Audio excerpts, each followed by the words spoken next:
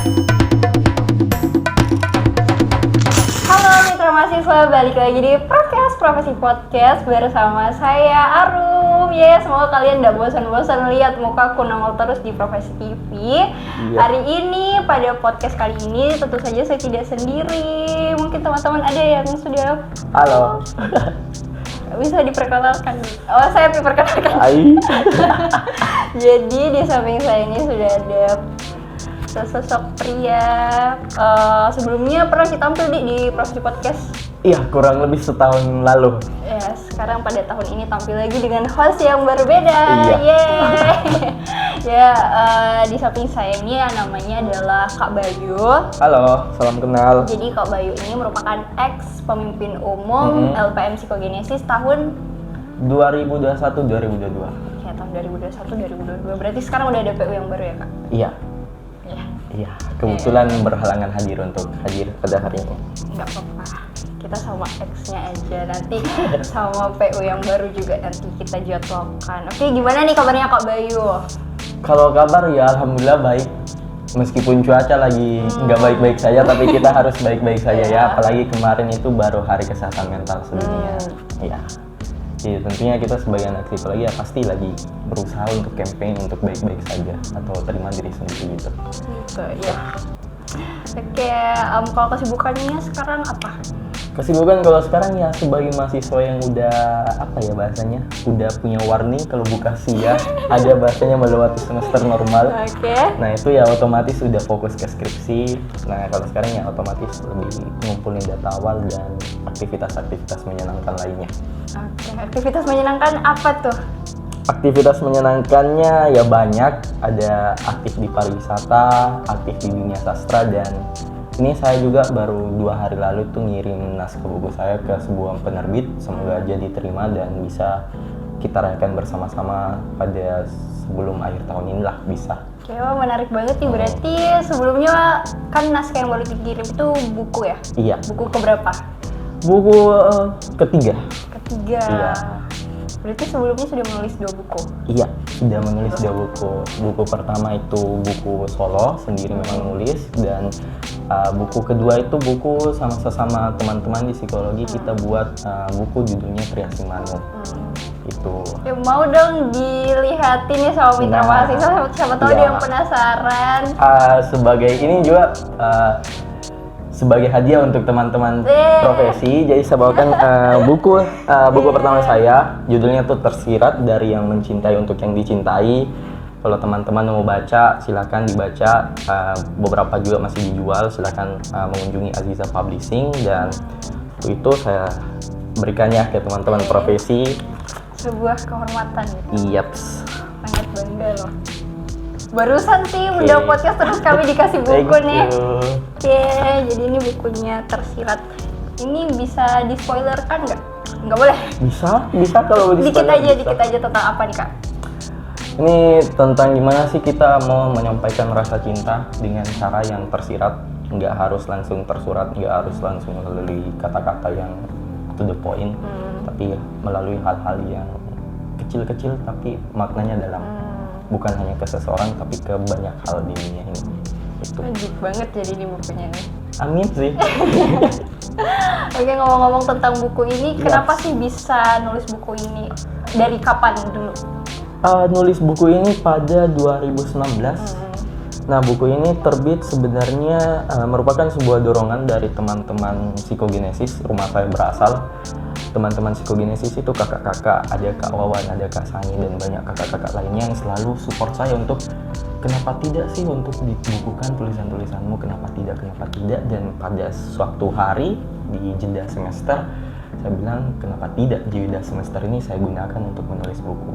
Nah, pada waktu itu 1 bulan lebih penulisan buku, kemudian ada proses penganggapan buku, dan pada Mei 2019 buku ini akhirnya lahir sebagai sebuah naskah utuh dalam bentuk yang bisa kita lihat bersama-sama pada hari ini. Itu sih kalau proses kenapa saya membuat bukunya. Berarti buku ini secara tidak langsung sedikit banyak mungkin ada banyak pengaruhnya dari psikogenesis juga ya?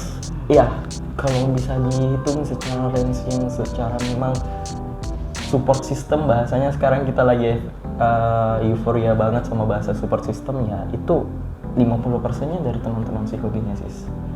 Mereka sangat dukung baik itu secara moral, secara support yang lain, dan memang mereka dukung itu. Bahkan di buku tersebut ada beberapa dokumentasi dari teman-teman psikokinesis.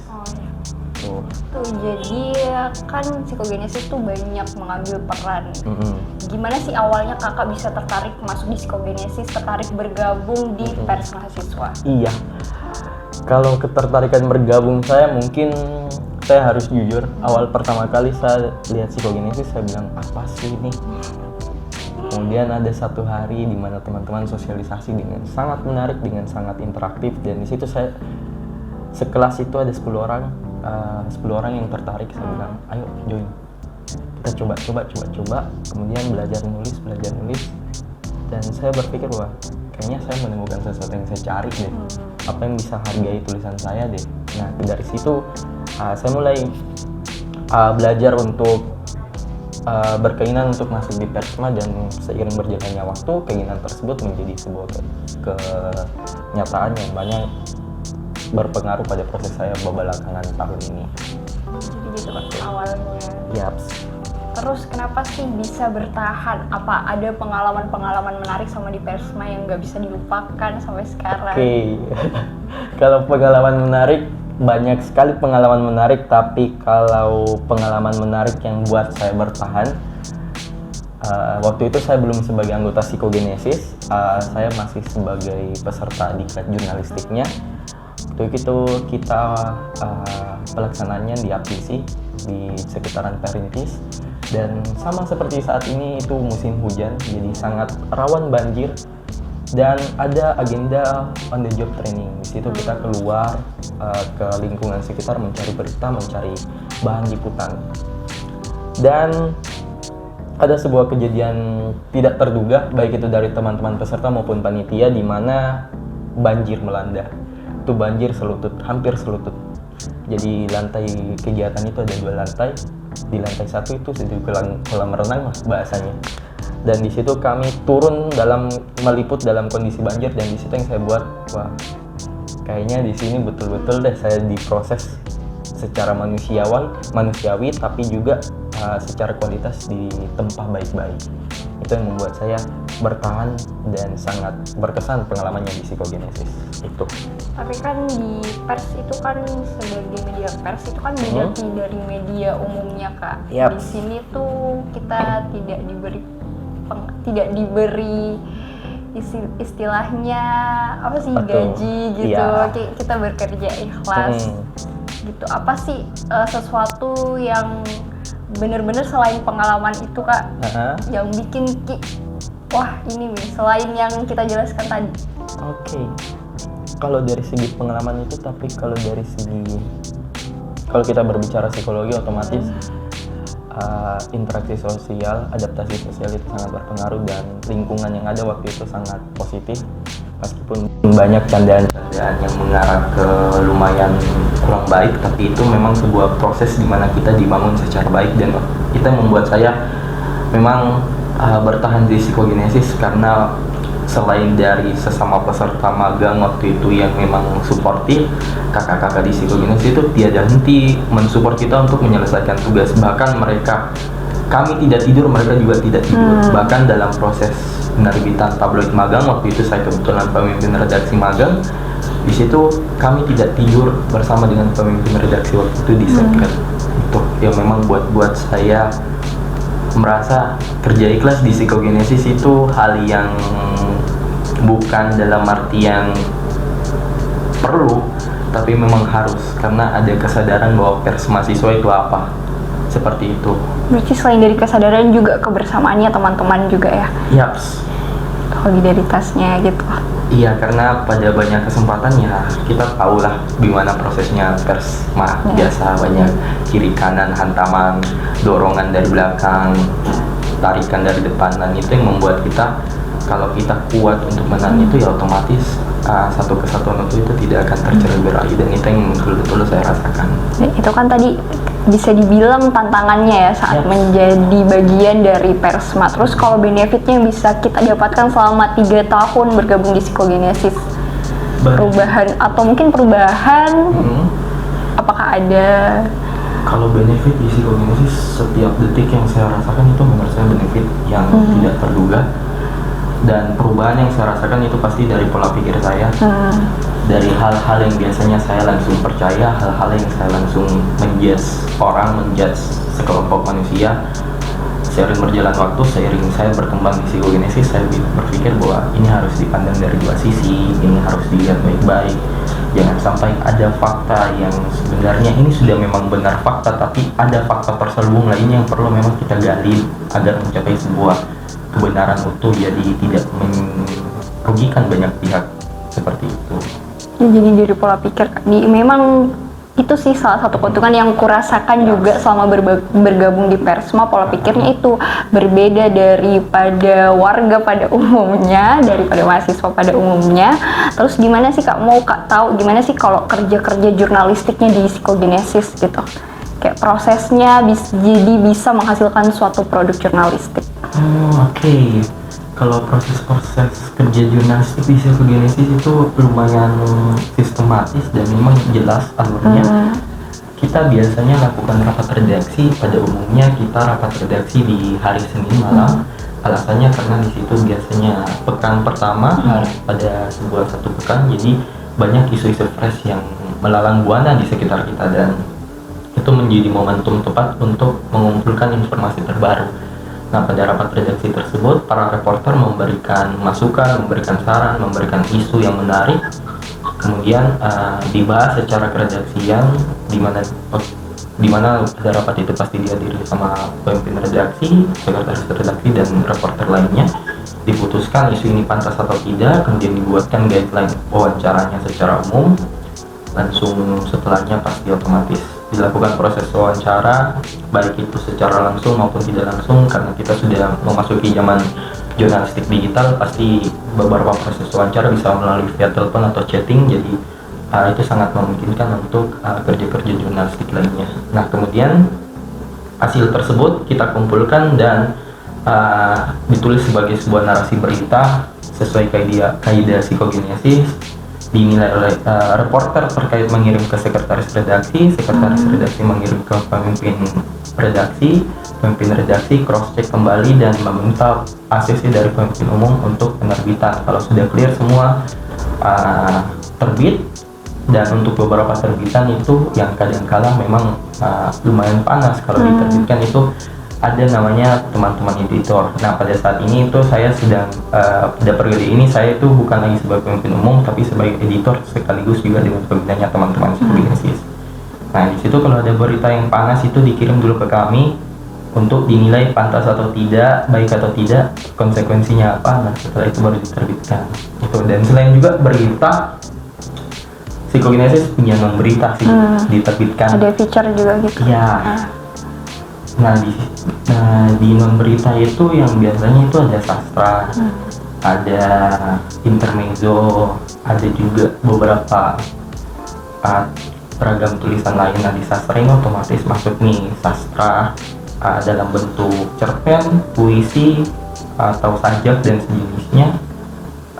Pada ragam intermezzo di situ ada bahasanya resensi film, buku, ataupun hal games pun masuk.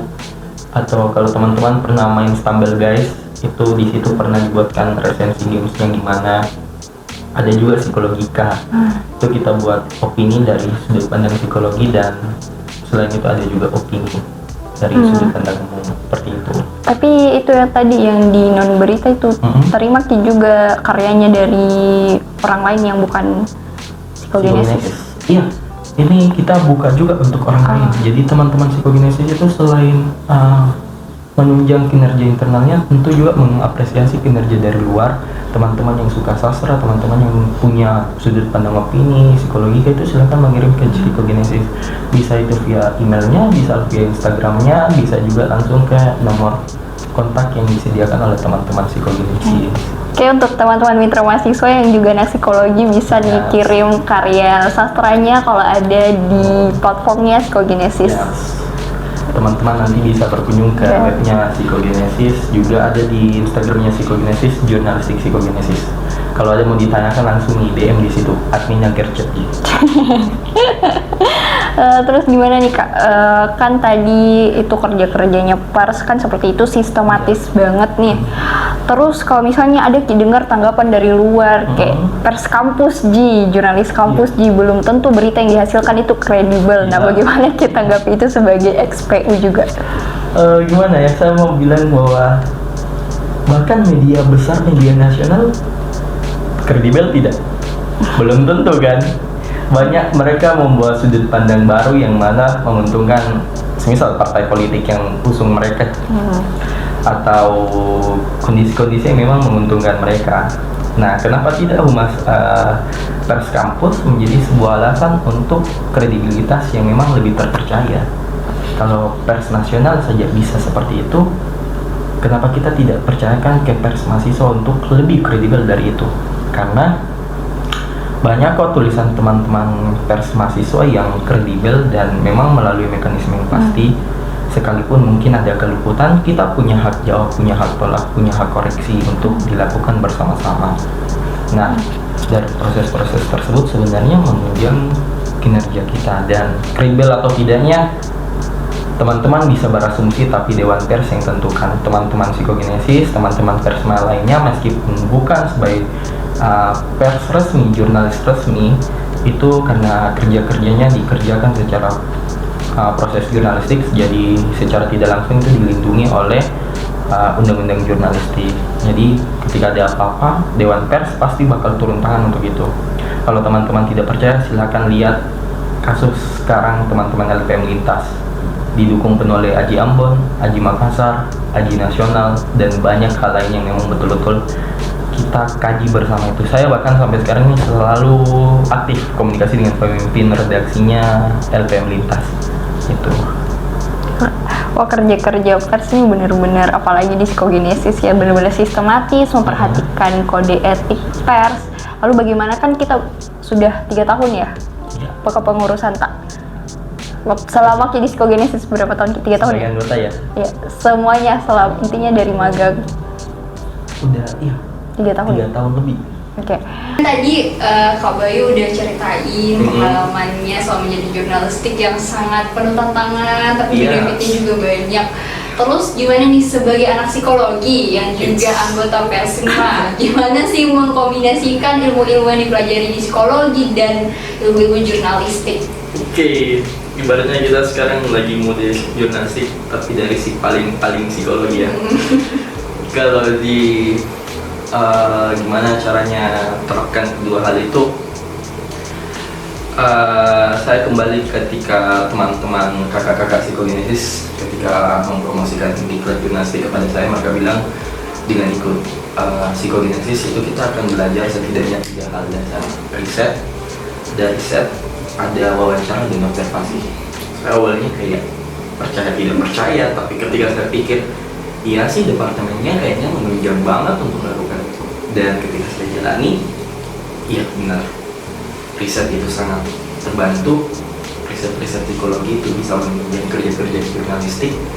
Kemudian dari sudut pandang psikologi, mata kuliah observasi itu sangat menunjang kita untuk tahu, kita bisa mengamati tingkah laku lingkungan sekitar, baik itu individu, baik itu kelompok, untuk memungkinkan tidak ya kita untuk tanya pertanyaan ini. Karena tidak jarang ada pertanyaan sensitif yang awalnya narasumbernya sangat positif vibes, tapi karena satu pertanyaan blunder itu membuat semua jawaban kedepannya itu jadi kayak ya udah. Nah, itu yang buat kita harus pandai-pandai membaca situasi. Nah, kemudian kalau dari sisi wawancara, ada mata kuliah wawancara di psikologi, itu kita bisa dapat banyak hal. Kita bisa probing banyak hal. Otomatis kita sudah punya guide wawancara, tapi dari pertanyaan tersebut menimbulkan jawaban tersebut kita bisa pertanyakan hal-hal detailnya. Jadi yang tadi saya katakan, fakta-fakta yang sebenarnya bisa jadi belum terungkap itu bisa kita kumpulkan sebagai sebuah kebenaran utuh. Selain itu juga ada banyak mata pelajaran atau mata kuliah di psikologi yang sangat menunjang, kayak psikologi politik, psikologi sosial, psikologi perdamaian, dan beberapa mata kuliah lain yang memang kita memang harus akui pers itu sebuah organisasi dan sebuah pergerakan politik itu pantas untuk kita pelajari. Sosial itu bagaimana kita berinteraksi di sosial, dan bagaimana kita mengatasi konflik dengan psikologi perdamaian itu memang sangat-sangat penting, yang memang membuat kayaknya memang ilmu psikologi itu sangat-sangat menunjang kerja-kerja jurnalistik saya dan teman-teman psikogenesis. Menurut saya seperti itu. Itu jadi selain ilmu psikologi menunjang kerja jurnalistik, Yes. begitu juga sebaliknya ya Kak? Itu jadi saling menguntungkan sebagai Yes. anak psikologi, sebagai anak pers, jurnalistik. ya anak persma juga. Ibaratnya mereka adalah sebuah pasangan yang romantis banget, jadi punya timbal balik nggak toxic relationship jatuhnya gitu. Terus ada gak di closing statement? Oh kita udah di akhir nih, gak terasa banget ya, kita kayaknya ini Udah. gak terasa banget sih, kayak baru 5 menit. 5 menit yang seru dan menarik sih obrolan kita. Iya, yang off the record ya Kak? Iya. Lebih banyak yang off the record kayaknya nih. Oke, ada closing statement gak nih terakhir untuk para mitra mahasiswa atau anak psikologi yang misalnya tertarik gabung di Persma, tapi misalnya dia nggak sesuai sama jurusannya, kayak psikologi gabung di pers atau jurusan lainnya nih, ada nggak dari kakak saran atau masukan? Oke, untuk mitra mahasiswa ataupun teman-teman psikogenesis atau masyarakat yang memang menyukai jurnalistik tapi mungkin pendidikannya tidak menunjang ke arah sana, jangan khawatir untuk belajar, karena dari proses pembelajaran itu kita mempunyai kapasitas diri yang bertambah. Dari proses-proses tersebut kita kemudian sukses, dari kesuksesan tersebut kita bisa belajar banyak, dan dari hal-hal yang kita tidak ketahui di dunia jurnalistik kita bisa bakal tahu. Ibaratnya kalau di psikogenesis itu atau mungkin di beberapa lembaga pers mahasiswa lain, ketika yang lain masih menjadi sebuah isu, di lembaga pers tersebut sudah menjadi sebuah fakta menarik untuk kita sebarluaskan. Seperti itu. Oke dong Kak, aku terakhir. Thank you. Oke, itu juga thank you banget nih untuk Kak Bayu udah dikasih buku juga. Iya, nanti enggak. Ya nanti buku ketiga bakal stay tune juga. Jadi nanti kita udah lagi Aduh. tiga sampai dikasih lagi. Oke, thank you banget nih Kak Bayu udah menyempatkan diri untuk hadir di podcastnya Profesi. Yes. Untuk mitra mahasiswa, nantikan podcast selanjutnya di YouTube-nya Profesi, dan jangan lupa untuk subscribe channel Profesi TV dan nyalain notifikasinya, karena nanti kalian bakalan dapat pemberitahuan jika ada konten terbaru dari Profesi TV. Terus kita juga ada channel di Spotify, yaitu Profesi TV. Oke, nantikan podcast selanjutnya. See you next time. See you in the next podcast. Okay. Hanya di Profesi TV.